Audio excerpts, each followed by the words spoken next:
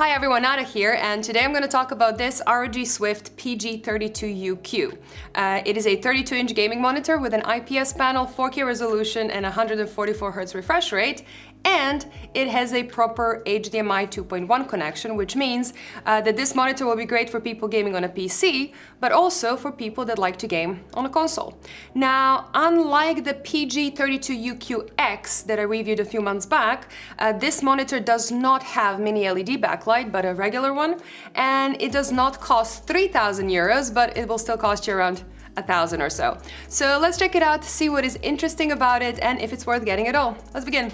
This video is brought to you by Corsair and their MP600 Pro LPX SSD. This high-performance Gen 4 SSD offers read speeds of up to 7,100 megabytes per second, and it comes with a nice low-profile heatsink, making it a perfect fit for your PlayStation 5 as well as your PC. It is available in several capacities, going up to 4 terabytes, and it comes with a comfortable 5-year-long warranty. Check it out using the links in the description below. So when it comes to the design, this monitor is very similar to earlier ROG models, which is not a bad thing. The stand is exceptionally well built and sturdy, and it is now all black without any copper details, which does make it look a bit more elegant, in my opinion. And while the front looks pretty clean, the back side is very gamey with big plastic covers and a very large RGB logo that you probably won't see anyways. The stand is height adjustable, you can tilt it, you can swivel it around its axis, but you cannot rotate it to 90 degrees, which is not something you would do with a monitor of this size anyway. And when it comes to connections, they're actually pretty great. So you get one DisplayPort connection, 2 HDMI 2.1 connections, an audio jack, and a USB hub. And as I mentioned before, these are proper HDMI 2.1 ports as well, so they support 4K 120Hz gaming without chroma subsampling on both a PlayStation 5 and Xbox Series X, as well as a PC. Now, interestingly enough, this monitor has some speakers built in as well, which are good enough to listen to a YouTube video, for example, if you don't have a choice, but like with most gaming monitors, it is not really great, and I would say a good set of speakers or a good gaming headset would do a much better job. Now, as usual, the OSD is great. It is well laid out. It offers all the usual features that you would expect to see on a high-end gaming monitor, including a lot of different color modes and customizations, as well as plenty of game-related extras like crosshairs, like contrast enhancers, and so on. And you can control the OSD using the joystick, which works really well, or if you prefer, you can download the software and use your mouse and keyboard instead. But let's talk about the image quality, which is where this monitor truly shines. So the color gamut, or the range of colors that this monitor can display, is actually exceptional. It covers the complete sRGB and Adobe RGB color space and almost the entire P3 space as well. Now, compared to some of the other monitors that I've tested so far, only the much more expensive and professional Pro Art monitor offers a wider color gamut, while most other monitors offer anything from a bit less to a lot less. There are a couple of other 4K 144Hz monitors in this list, but the main one to keep an eye out for is the Gigabyte M32U, which is cheaper, but the ASUS does offer a much wider color range. Factory calibration is a little bit more complicated though. So in the default mode, which is the racing mode actually, some results look really good, but is not really accurate. So the gray balance, for example, is set really well. The gamma curve looks great, which does give it a good first impression, but many of the colors are actually oversaturated out of the box. So this is quite nice for gaming because it makes the colors really pop up, but it will not be great for a color accurate creative work. But they do include a nearly perfectly calibrated sRGB mode, which kind of works as a clamp because it basically limits all the colors of the screen to that sRGB color space while being very accurate. So if you're working with colors, you need to make sure that you swap to that sRGB mode and you will be good right away. or you can just go ahead and calibrate it manually. Now this screen has a fantastic color gamut, so you can easily calibrate it to any color space. I kind of do wish they added a P3 mode as well, but it's good to know that you can set it yourself if you have a proper calibration tool. The viewing angles are very good, as it is an IPS panel, and this sample showed no visible backlight bleed either. But the uniformity of this sample is actually below average. A 10% variation in brightness across the screen is not a great result, and a nearly 20% drop in brightness in the worst spot compared to the center is also worse than I would like to see.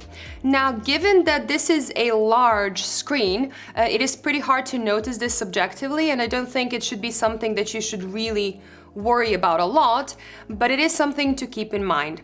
Now, uniformity does vary from sample to sample, which means that some models in shops might be better, but it also means that some models might be worse. So if you end up buying this monitor, I would check if the uniformity is worse and if it bothers you before your return period expires.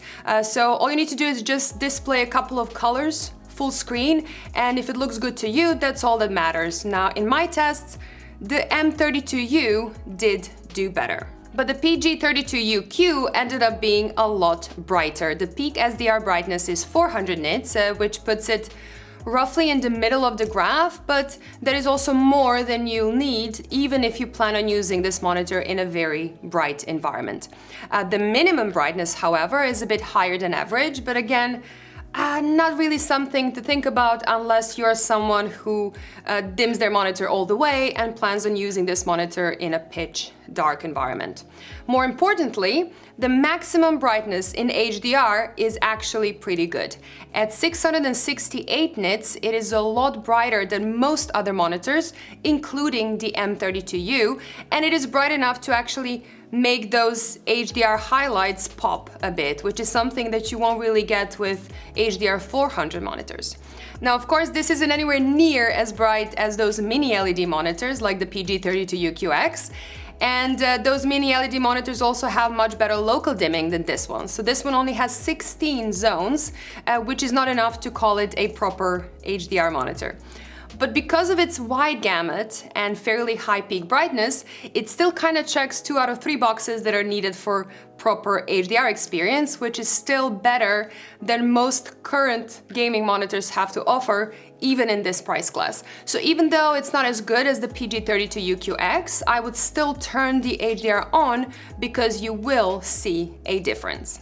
Now, when it comes to speed, this monitor performs well and offers a nice all-around gaming experience that you would expect with these specs. I would recommend you keep it on the default overdrive setting of 3, as that works great without any noticeable overshoot. If you increase it, it does seem to increase motion clarity a tiny bit, but it also introduces some overshoot or inverse ghosting, which I personally really find uncomfortable. Objectively though, it seems in line with other fast 4K gaming monitors, but it is behind some others that have lower resolutions and high refresh rates, which is again something that you would expect from this monitor. Keep in mind that the M32U data has been updated since my review, because there was a firmware update that cut the input lag by about 5 milliseconds, which is a lot. And I also included the PG32UQ as a 4K 155 Hz monitor because there is an OC option to increase the refresh rate beyond its official 144 Hz spec. But whether you run it at 144 Hz or 155, the end result is the same, and the gaming performance of this monitor and the M32U is really similar, and basically it's impossible to tell them apart. So if you're choosing between these two, you'll want to consider other differences, not this speed performance. And all this kind of brings me to perhaps one of the more subjective aspects of this review, and that is the 32-inch form factor. So far I mostly focused on the M32U as the main competitor because it has the same specs.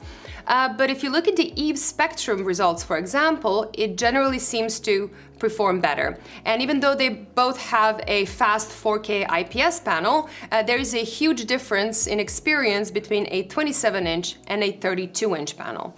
Now, the much larger size is great for both productivity and the immersion in games, and to me personally, it is a nicer size to pair with that 4K resolution. Now a 27-inch monitor will look a bit sharper, but a 32-inch one is sharp enough for me while being more pleasant to work on. Maybe if you're really into FPS games, a 27-inch model is nicer because it's easier to track everything on the screen. But again, if all you do is play FPS games, you don't really need a 4K monitor anyway. So basically, it all comes down to personal preference, and for me, I think that a 32-inch panel offers a more balanced experience, especially if you use it both for work and for gaming. And that is what makes this type of a monitor so appealing to a lot of people. It is really mostly great at almost anything. So it's not going to be the fastest, but it is fast. It's not going to offer the best HDR experience, but it is still pretty decent. And it just handles all tasks pretty well, whether it's playing games or doing some creative work, for example. And I know that the term mostly great is not going to be good enough for some people, especially when you need to spend $1,000 on it. But the reality is that there are not many better combinations out there, and then definitely not at the similar price point. You can either go for a 27-inch for marginally better performance while sacrificing the overall experience, or you can go for a mini LED alternative that will give you better HDR, but at that point you'll be spending way more than $1,000. The only way to get a similar or better performance at these prices is to step down in terms of specs and look at some 1440p monitors, as they offer extremely good performance and extremely good value these days. But then you need to make sure that you want to step away from that 4K resolution. And if the answer is no, this monitor is really a great option, with your main alternative being the M32U. Now the Gigabyte is going to be around $200 cheaper, but this ASUS does go brighter, it offers a much wider range of colors, a fancier stand, a higher bandwidth of the HDMI 2.1 port, and all of that is really sweet for console players as well. So while I think the M32U offers a better value, if you're on a budget, I think this PG32UQ is a better monitor if you can afford that price premium. So you need to think about what matters to you and then choose accordingly. Anyway, that is it for today. Thank you so much for watching. If you like this video and you want to see more, make sure you click that subscribe button to never miss an upload. Bye guys, and see you in the next one.